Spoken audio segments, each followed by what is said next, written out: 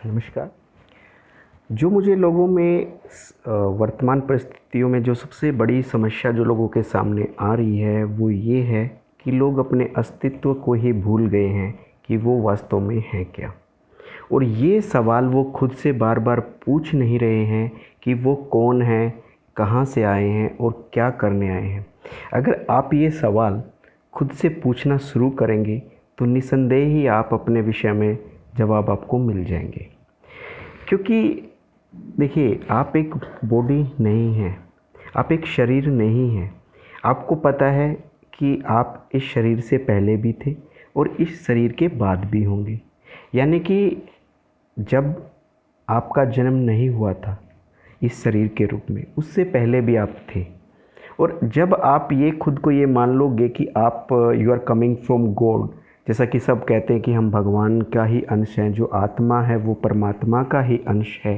अगर आप ये मानते हैं या आप ये मानते हैं कि हम किसी इन्फिनिटी सोर्स ऑफ एनर्जी से आए हैं, यानी कि अगर आप साइंटिफिक दृष्टिकोण से देखें कि आत्मा की जगह अगर आप इसे एक एनर्जी भी माने तो आप एक अनंत जो ऊर्जा है उससे एक छोटा सा ऊर्जा के रूप में आप आए हैं और पुनः उसी ऊर्जा में मिलने जा रहे हैं।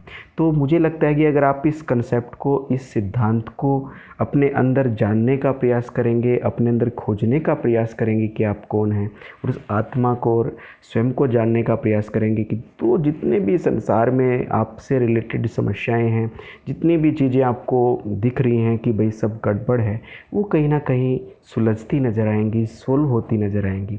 उसका कारण ये है कि जब आप खुद को ये मानेंगे कि आप परमात्मा के ही अंश हैं, तो आपका जो दृष्टिकोण होगा समाज के प्रति या लोगों के प्रति, वो उसी परमात्मा की तरह ही हो जाएगा। यानी कि आप सोचिए कि अगर आप भगवान होते, एक बार इसको रियलाइजेशन करें, तो आप लोगों के बारे में क्या सोचते? तो क्या आप लोगों से घृणा करते? क्या आप लोगों से द्वेष रखते? क्या आपके अंदर किसी प्रकार के स्वार्थ की भावना होती? क्या आप लोगों से झूठ बोलते? शायद नहीं। और ये जितनी भी चीज़ें हैं वो सारी नेगेटिव एनर्जीज़ हैं जो हमने अपने अंदर इकट्ठा कर ली हैं। और जब हमारे को इस चीज़ का रियलाइजेशन होगा, हम खुद को इस चीज़ में मानना शुरू कर देंगे कि हम उसी परमात्मा के अंश हैं, उसी एनर्जी के अंश हैं, तो हम में से ये सारी नेगेटिव एनर्जी बाहर निकली स्टार्ट हो जाएगी। और जब आप खुद को ही इन्फिनिटी सोर्स ऑफ एनर्जी मानना शुरू करेंगे, खुद को ही भगवान का अंश मानना शुरू करेंगे, तो आपकी समस्याएं गौण हो जाएंगी, दूर हो जाएंगी अपने आप ही। और आप एक ऐसे व्यक्ति बन जाएंगे कि जो दूसरे लोगों की समस्याएं दूर करने का प्रयास करता है। आप कोशिश करेंगे कि लोग कैसे ज़्यादा से ज़्यादा खुश रहें।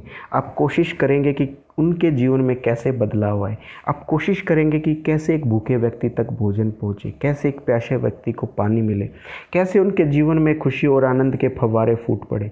और जब आप दूसरों को खुशी बांटने की कोशिश करते हैं तो आपके जीवन में स्वयं ही खुशी आ जाती है। आपने देखा होगा कि एक संतरा जो है, संतरे का पौधा एक बीज से उगता है और वो एक संतरे का पेड़ बनता है। उसके बाद उस पर एक संतरा लगता है और जब उस संतरे को आप दबाते हैं, प्रेशर लगाते हैं, यानी कि उस पर दबाव बनाते हैं, तो उसमें से क्या निकलता है? जूस निकलता है। उस संतरे का जूस ही निकलेगा। तो ऐसे ही है, जब हमारे ऊपर परिस्थितियाँ हावी होंगी, हमारे ऊपर दबाव आएगा, तो हमारे अंदर से भी वही सब चीज़ें निकल कर आएंगी जो हमने अपने अंदर संग्रहित कर रखा है। क्योंकि उस संतरे ने अपने अंदर जो संग्रह किया हुआ था वो जूस संग्रह किया हुआ था। ऐसे ही हमने अपने अंदर अगर खुशी, प्रेम, लोगों के लिए सद्भावना, हमदर्दी, प्यार, ये सब अगर हमने अपने अंदर संग्रहित किया है, तो जब भी हम विकट या विपत्ति की परिस्थितियों में फंसेंगे तो हम वही बाहर निकालेंगे। तो जब भी हमारे ऊपर विपरीत परिस्थितियाँ आएंगी तो हम लोगों में प्रेम बांटना शुरू कर देंगे और परेशान नहीं होंगे। आशा करता हूँ कि आपको ये बात समझ आएंगी और आप स्वयं से अवश्य प्रश्न करेंगे और आप अपनी समस्याओं को भी दूर करेंगे और दूसरे लोगों की समस्याएं भी दूर करने का प्रयास करेंगे। जय श्री राम।